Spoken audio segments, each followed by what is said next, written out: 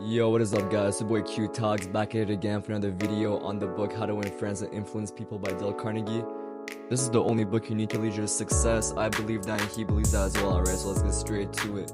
This is going to be section 3, part 3 of the book on how to win others to your way of thinking. So who does not want to know how to do that? I know I do and you probably do as well, right? So let's get straight to it. On to principle number 9. So principle number 9. Be sympathetic with the other person's ideas and desires. So before I get started on this, let me give you a phrase, a magical phrase, a phrase that can immediately end an argument between you and someone else, a phrase that can create goodwill, a phrase that can eliminate ill feeling, and that will get someone else to listen attentively to you. And these are all things that you need in order to get someone else to your way of thinking, so I'll tell you what it is. I do not blame you for feeling the way that you do, because if I were you, I'd feel the exact same way. I don't blame you for doing the things that you do, because if I were you, I'd do the exact same things. Now, the best thing about that phrase is that you can say it with 100% sincerity, because the truth is, if I were you, I'd do and think the exact same way as you do, right? Pablo Escobar, the famous drug lord, the king of cocaine. Well, if I were to have the same mind as he does, if I were to have the same temperament, the same experiences as him growing up, if I were to have the same body, the same people around me as he did growing up, then I'd end up being the exact same person as Pablo Escobar was, right? So if that's the case, can you really blame others for being the way that they are? Why not have a little sympathy? So, why is sympathy so important in order to get someone else to your way of thinking? Well, this is what Dale Carnegie has to say about this, right? He says that 3/4 of the people that you meet are desperately craving for some sort of human sympathy. And Dr. Arthur I. Gates, the famous psychologist of his time, says in his book that sympathy the human species universally craves. The child eagerly displays his injury, or even inflicts a cut or bruise in order to reap abundant sympathy. For the same purpose, adults show their bruises, relate their accidents, illness, especially details of surgical operations. Self-pity for misfortunes, real or imaginary, is, in some measure, practically a universal experience. He says that kids, you know how kids usually do things on purpose in order to get sympathy, in order to, get attention? Well, we as adults do the exact same thing. We just do it more subtly, and we do it without realizing it, right? But the one person who is able to give these people that sympathy is going to be able to get them to their way of thinking. Okay? And before I give you guys an example, I know it's hard to be sympathetic towards other people, especially when they do something that affects you in a negative way. You won't want to be sympathetic with them, right? I get that. Let's say you had a coworker and he does something that lacked critical thinking, and because of that, you guys are both in trouble because you guys are a team. Well, of course it's gonna piss you off and you won't want to be sympathetic with them, right? But you need to be if you want to get them to your way of thinking and you want to be on good terms with them, right? So, this was an example from one of Dale Carnegie's student who did maintenance for elevators. He was a technician, right? So he was going to one of Oklahoma's most famous hotels and he had to do maintenance on the elevator at that hotel. He needed 8 hours in order to be able to do maintenance on it. But the manager of the hotel said that no, I do not want to inconvenience my customers. You only have 2 hours max, and that's it. So, of course, that probably pissed him off, but he had to be sympathetic in order to get him to his way of thinking. So, what did he do? He used sympathy. He said, look, I understand that you don't want to inconvenience your customers. I'm sure they'll be pretty upset about that, and I'm sure they won't think too highly of this hotel. But the truth is this, if we're not able to get the 8 hours that we need in order to fix this elevator, then it will not be fixed. And guess what? Eventually, the elevator will stop working. And you know what happens then?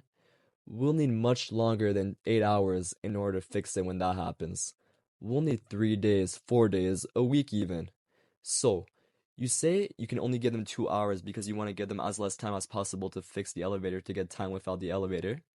The truth is that if we don't get this 8 hours, then they'll have to wait much longer than 8 hours. So you're better off letting us do this thing now.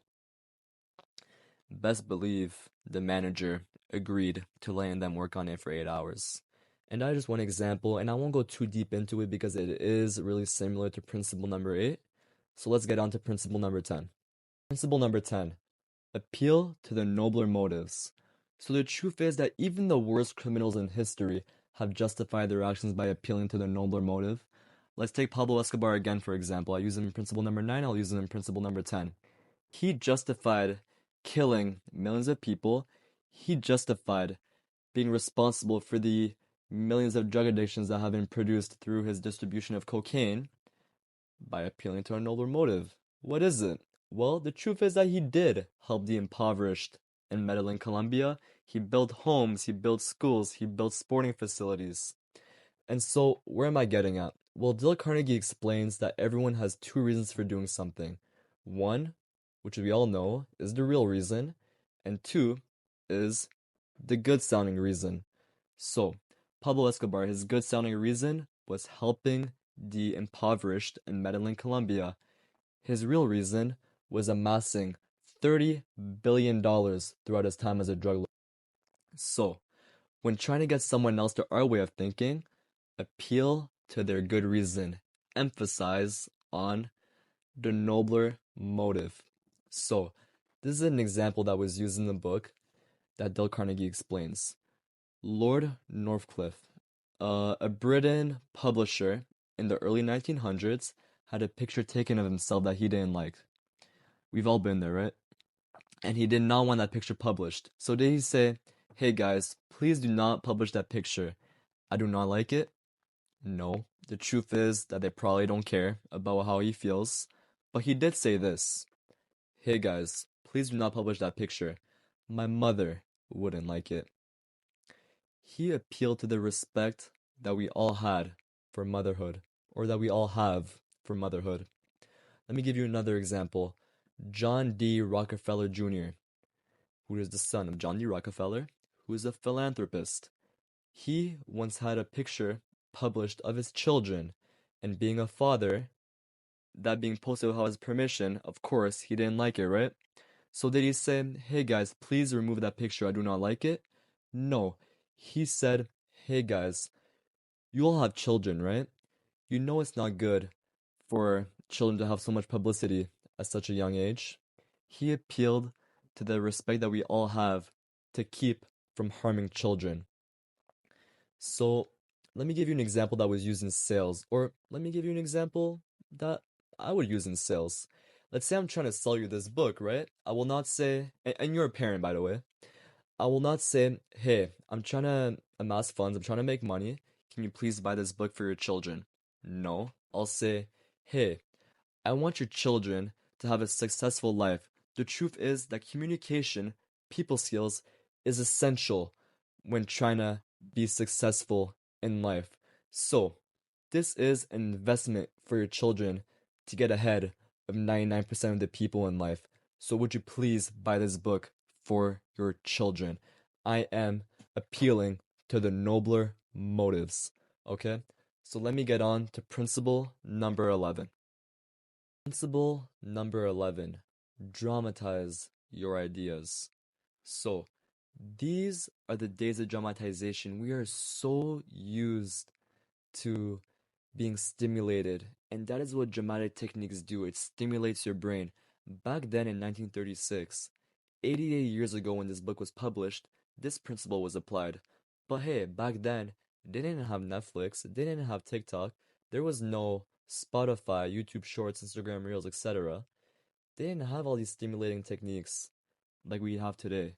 So think how essential this principle is today in 2024. And it is used all the time. Let me give you an example. Let's say you're watching a TV commercial, right? And there'll be a detergent brand that gets a dirty shirt looking brand new, while the other brand leaves it with some stains on it.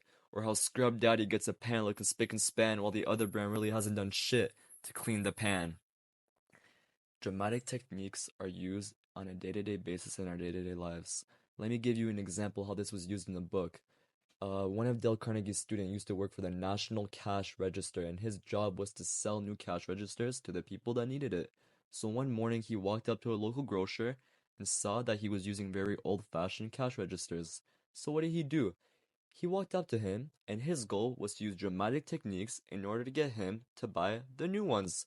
So he walks up to him and tells him, "Hey buddy, every time someone walks through your line, you are throwing away money." And while doing that, he dropped a handful of coins on the floor. So I must think that he was pretty interested when he told me he was losing money, when he told me he was throwing away money. But I better believe he was stimulated. He was locked in on what he had to say when he threw the coins on the floor. Dramatic techniques are used all the time. In fact, billionaires, CEOs use it as well. For example, Elon Musk, when he was showing the Cybertruck to the public in 2019, he didn't just say how indestructible it was, he showed how indestructible it was. He threw a metal ball at the window in hopes that it wouldn't crack, but it did crack. But guess what? It had everyone talking about the Cybertruck. Even I heard about it back then. Or Steve Jobs back in 2008 when he was releasing the MacBook. He didn't just say how thin it was, he showed how thin it was by pulling it out an envelope. These are dramatic techniques, and that is why they are so successful. So, in order to get someone else to your way of thinking, dramatize your ideas. Now, on to principle number 12. Principle number 12, throw down a challenge. Now, you know what I'm talking about, right? I'm talking about the game in which you and someone else have to compete in order to achieve success, in order to win. Stimulating competition is what you need in order to get someone else to your way of thinking. You know, this is natural instinct. There's a reason why we love to watch the Super Bowl, why we love to watch the UFC championships. Two teams, two people going at it, and one coming out on top. It is human nature, and every successful person that has ever lived has fallen in love with the game.